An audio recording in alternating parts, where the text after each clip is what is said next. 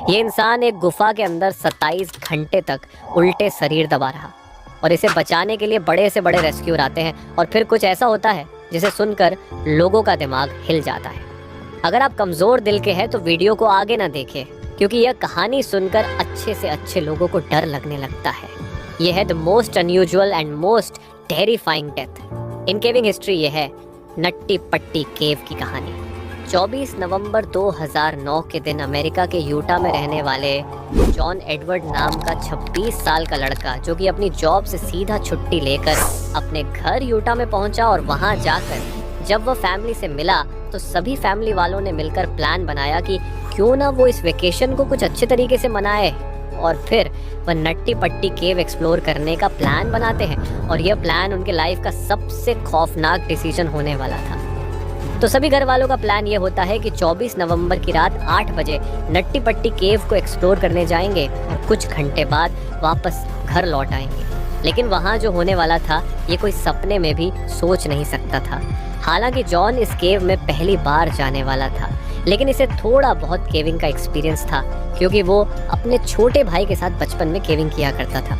केव में एक ऐसा सेक्शन है जो कि काफ़ी चैलेंजिंग है, जैसे कि बर्थ कैनल कहा जाता है, जो कि बहुत ज़्यादा नैरो और टाइट है, जिसकी वजह से वहाँ एक्सपीरियंस केवर भी अपने बॉडी को स्क्विच करके निकाल नहीं पाते हैं। किसी के हिप्स और शोल्डर वहाँ फंस जाया करते हैं और जितना भी वो कोशिश कर ले नहीं निकलते, और उसे निकालने के लिए रेस्क्यू टीम की ज़रूरत पड़ती। और इसी वजह से इस केव को सालों पहले बंद भी कर दिया गया था और ये नट्टी पट्टी केव मार्च 2009 में ही रीओपन हुई थी, कुछ नए रूल्स के साथ। रूल्स ये थे कि केव के अंदर जाने से 21 दिन पहले वहाँ के अथॉरिटी से परमिट लेनी होगी, और केवर के हर एक ग्रुप में 2 एक्सपीरियंस केवर होना कंपलसरी था।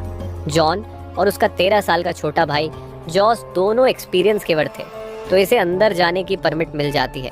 और फिर सभी घर वाले मिलकर नट्टी पट्टी केव के एंट्रेंस पर पहुंचते हैं, जिसकी साइज सिर्फ 30 इंच थी, और वह सभी 24 नवंबर की रात 8 बजे केव में घुसते हैं।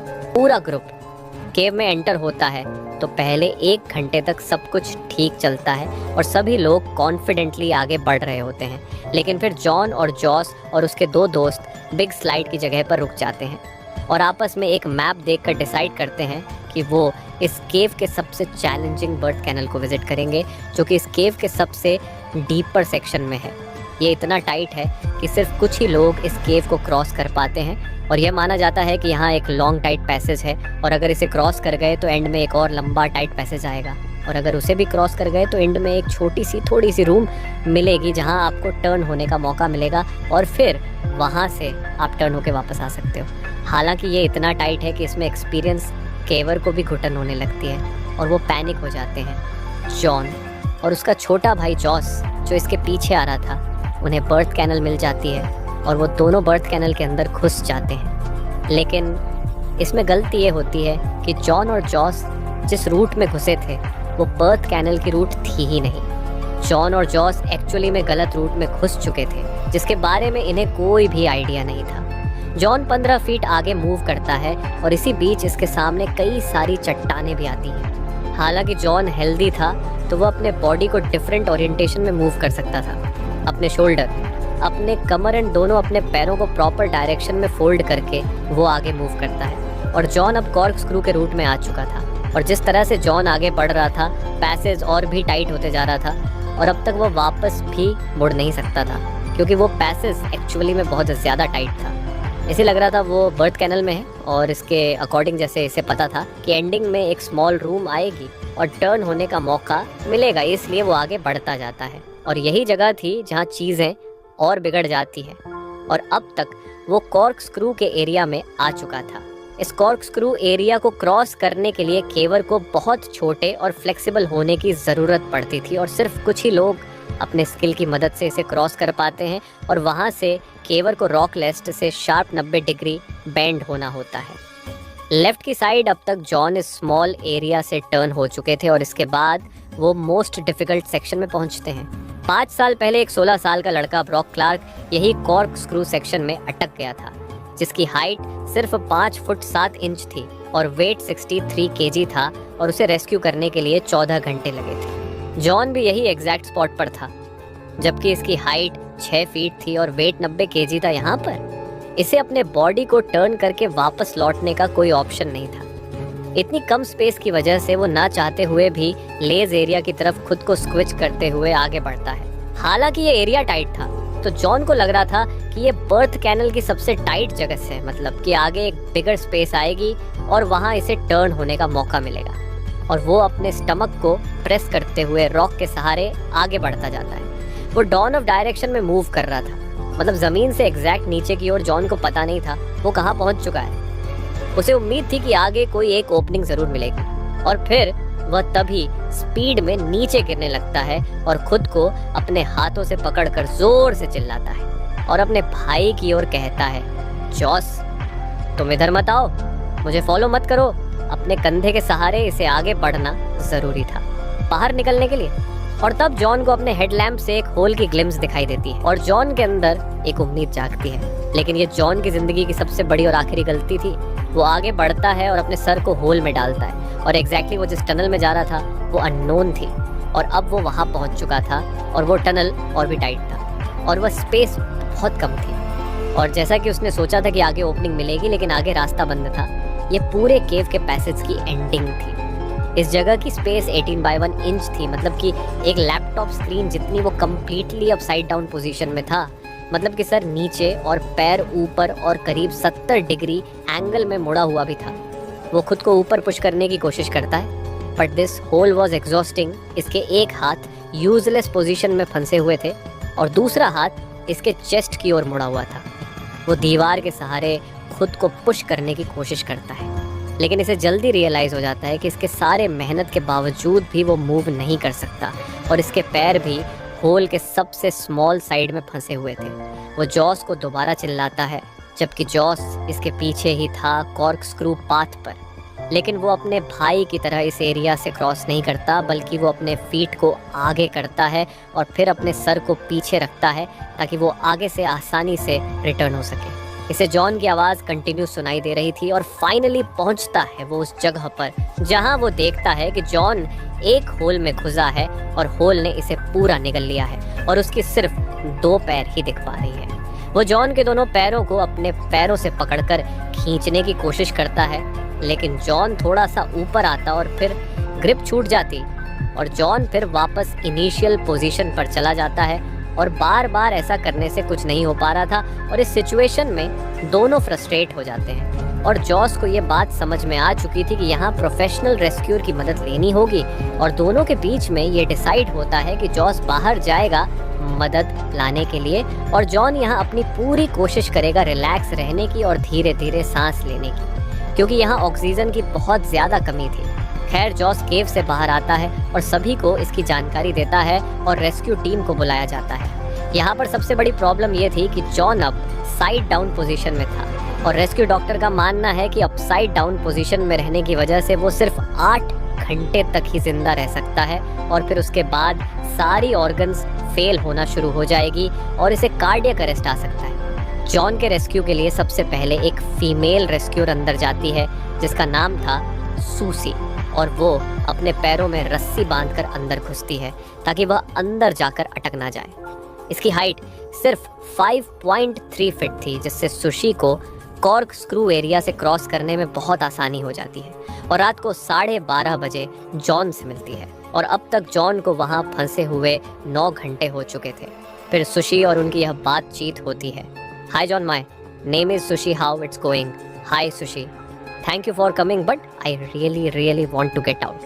Oh no worry John, you are going to be out of here. John को ये प्रोफेशनल हेल्प देखकर लग रहा था कि वह तुरंत यहाँ से निकल जाएगा, लेकिन वह गलत था। सूसी ये देखकर समझ चुकी थी कि ये सिचुएशन जितनी बुरी दिख रही है ये उससे ज़्यादा बुरी है। सूसी रस्सी से जॉन के पैरों को बांधती है और खींचने की कोशिश करती है, लेकिन रोप में फ्रिक्शन बहुत ज़्यादा थी जिससे वो इफेक्टिवली रस्सी को खींच नहीं पाती। सूसी सब कुछ कोशिश करती है जितना वो कर सकती थी, लेकिन वो भी 2 घंटों में फ्रस्ट्रेट हो जाती है और उसे भी यहाँ से बाहर जाना पड़ता है। बाहर सभी रेस्क्यूअर मिलकर जॉन को बाहर निकालने के लिए एक प्लान बनाते हैं। डिसीजन ये लिया जाता है कि वहाँ एक पुलिस सिस्टम इंस्टॉल किया जाएगा और एक मशीन से उसे खींचा जाएगा, क्योंकि 5 साल पहले ब्रॉक क्लार्क भी कॉर्क स्क्रू एरिया में अटक गया था तो उसे पुलिस सिस्टम से ही निकाला गया था। इक्विपमेंट के सभी पीसेस को कॉर्क के दूसरी साइड ले जाने में घंटों लग रहे थे और टनल एक्सट्रीमली टाइट थी और सिर्फ छोटे टूल को ही अंदर ले जाया जा सकता था और असिस्ट करने के लिए एक टाइम पर सिर्फ एक ही पर्सन हो सकता था और उस पर्सन को कद में छोटा और फ्लेक्सिबल भी होना ज़रूरी था ताकि अच्छे से क्रॉस कर पाए। ये कोई सिंपल सिचुएशन नहीं थी और हर एक पुलिस सिस्टम को इंस्टॉल होने में घंटों तक टाइम लग रहा था और इसी दौरान केवल जॉन से बात करके जॉन को रिलैक्स रखने की कोशिश भी कर रहे थे। जॉन को वहां अटके हुए अब तक 12 घंटे हो चुके थे और वो अपनी पूरी रात अपसाइड डाउन पोजीशन में रखकर गुजारता है और साथ ही एक बॉडी की अपनी एक फिजिकल लिमिटेशन होती है ऐसे पोजीशन में रहने के लिए और वो उस लिमिटेशन को भी पार कर चुका था।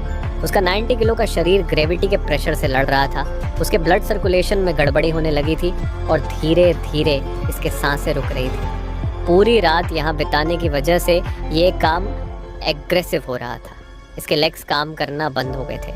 रेस्क्यूअर और जॉन के फैमिली के लिए जॉन को ऐसी हालत में देखना बहुत ही दर्दनाक था, लेकिन वो भी हेल्पलेस थे और ड्रिल करते हुए रेस्क्यूअर भी एग्जॉस्ट हो रहे थे। रेस्क्यूअर को पता था कि जब वो चाहे यहाँ से बाहर निकल सकते हैं, लेकिन यही चीज़ जॉन की किस्मत में नहीं थी। वह परेशान था और अपने चेस्ट को एक्सपांड करने की कोशिश कर रहा था जिससे वह सांस ले सके और वहाँ हवा में ऑक्सीजन का कंसंट्रेशन भी कम हो रहा था।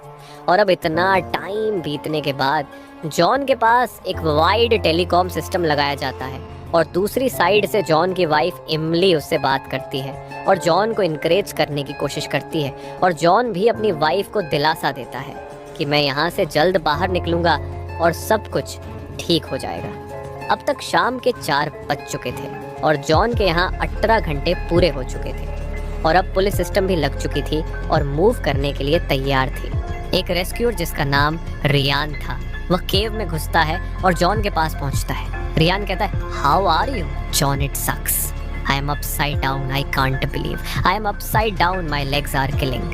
मिरियान देखते हैं कि बॉडी ओपनिंग के सबसे नैरो साइड में फंसी है तो वो सबसे पहले उसे ठीक करते हैं और फिर वो उसके पैरों को रस्सी से बांध कर खींचते हैं। लेकिन जॉन के पैरों को बहुत ज़्यादा दर्द हो रहा था। वो जब भी खींचता तो जॉन उसे रुकने को कहता क्योंकि इसके नर्व्स अब अल्ट्रा सेंसिटिव हो चुकी थी और फिर वो दोनों कुछ टाइम के लिए रुक जाते हैं और फिर वो दोबारा कोशिश करते हैं और अब तक ऐसा लग रहा था कि पुलिस सिस्टम अब काम कर रहा है। जॉन अब ऑलमोस्ट इतना ऊपर उठ गया था कि वो अब रियान को देख सकता था, उससे आई कांटेक्ट कर सकता था और फिर रियान जॉन को पीने के लिए एनर्जी ड्रिंक देता है। इसी तरह अब तक 19 घंटे बीत चुके थे। ये चीज़ें बहुत स्लोली हो रही थी और इसमें काफ़ी एफर्ट भी लग रहे थे। हालांकि थोड़ी सफलता तो मिल रही थी लेकिन अब भी उसे निकालना काफ़ी मुश्किल था। जॉन के पैर ऊपर के सीलिंग को हिट कर रहे थे और उस पैसेज में उसे अपने पैर को ट्विस्ट करना इम्पॉसिबल था। तो रियान फाइनली डिसाइड करता है कि वह इसके पैर को तोड़ देगा और यही बीच यहाँ पर एक ऐसी अनइमेजिनेबल चीज़ होती है जिसके बारे में कोई सोच भी नहीं सकता था। पूरी सिस्टम फेल हो चुकी थी। एक बोल्ट जो जॉन के ऊपर ड्रिल किया गया था दीवार में, वो दीवार से निकल जाता है और वह सीधा रियान के सर पर जाकर लगता है जिससे रियान अनकॉन्शियस हो जाता है और जॉन जो आधा ऊपर उठ चुका था वो वापस स्लीप होकर इनिशियल पोजीशन पर चला जाता है और अब जॉन का कोई रिस्पांस भी नहीं आ रहा था। ये मूवमेंट जॉन की फाइनल किस्मत थी। अब शायद वह कभी बाहर नहीं आ सकता था और रियान जब होश में आता है तो उसके सर से खून बह रहा था। वो पूरा कंफ्यूज हो चुका था कि यहाँ पर क्या हुआ।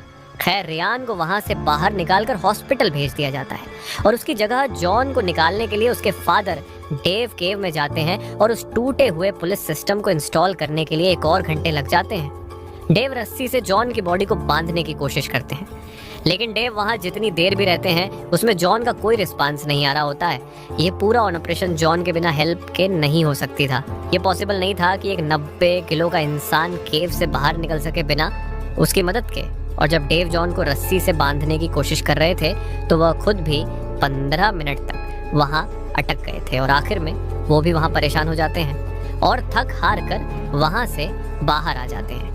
अब ब्रैंडन कोल्स एक नए रेस्क्यूअर के तौर पर उसकी जगह ले लेते हैं और फिर वहाँ एक टेलीकॉम सिस्टम लगाया जाता है जिससे उसकी फैमिली उससे बात कर सके। लेकिन ब्रैंडन जो देख पा रहा था वह इमली नहीं देख पा रही थी। जॉन कोई भी रिस्पांस नहीं दे रहा था और पता नहीं वह ये बातें सुन भी पा रहा था या नहीं। कुछ घंटे पहले तक जॉन के सांस लेने की आवाज़ आ रही थी लेकिन अब वह भी शांत हो चुकी थी। रेस्क्यू टीम एक एरिया में ग्रुप बनाकर डिसाइड करते हैं कि शायद जॉन मर चुका है और इसलिए पैसेज में मेडिकल प्रोफेशनल भेजेंगे जिससे कंफर्म हो जाए, और बिल्कुल ऐसा ही होता है। मेडिकल प्रोफेशनल कंफर्म करते हैं कि जॉन मर चुका है। 25 नवंबर की रात 11:56 में ऑफिशियल कंफर्मेशन कर दी जाती है कि जॉन एडवर्ड जोन्स ऑफिशियली मर चुके हैं। 120 रेस्क्यूअर ने बैक टू बैक 27 घंटे कोशिश करी जॉन को बाहर निकालने के लिए, लेकिन जॉन के अपसाइड डाउन पोजीशन होने की वजह से ये इम्पॉसिबल था। जॉन अपनी लाइफ के आखिरी 27 घंटे एक एक्सट्रीमली इन्वर्टेड पोजीशन में था, जबकि डॉक्टर ने प्रेडिक्ट किया था कि वह सिर्फ ऐसी हालत में 10 घंटे तक ही जी पाएंगे। ये वाकई काबिले तारीफ है। जो भी रेस्क्यूअर अंदर जॉन तक गए वो सच में एक हीरो थे। वो जानबूझकर ऐसे जगहों पर मदद करने गए जिसके बारे में उन्हें खुद नहीं पता था वो कितना रिस्की है। उसी में एक रेस्क्यूअर मीडिया को बताते हैं कि ये उसके 29 साल की रेस्क्यू करियर की टफेस्ट रेस्क्यू थी और वो इस रेस्क्यू में हार गए अथॉरिटी पूरी कोशिश कर रही थी जॉन की बॉडी को केव से बाहर निकालने के लिए। लेकिन बातचीत के बाद डिसाइड किया जाती है कि यह करना रेस्क्यू टीम के लिए काफ़ी डेंजरस होगा, और फाइनली डिसीजन लिया जाता है कि जॉन की बॉडी हमेशा के लिए वही दफन रहेगी और एंट्रेंस को कंक्रीट से सील कर दिया जाएगा, और 1 हफ्ते बाद पूरी नट्टी पट्टी केव को ही हमेशा के लिए सील कर दिया जाता है। और इसी तरह के एक केव में कॉलेज के 10 दोस्त घूमने जाते हैं और केव के अंदर जाने के बाद उस केव में पानी भर जाता है। ये वीडियो देखने के लिए ऊपर क्लिक करें और वीडियो अच्छा लगे तो चैनल को सब्सक्राइब करें। Thank you.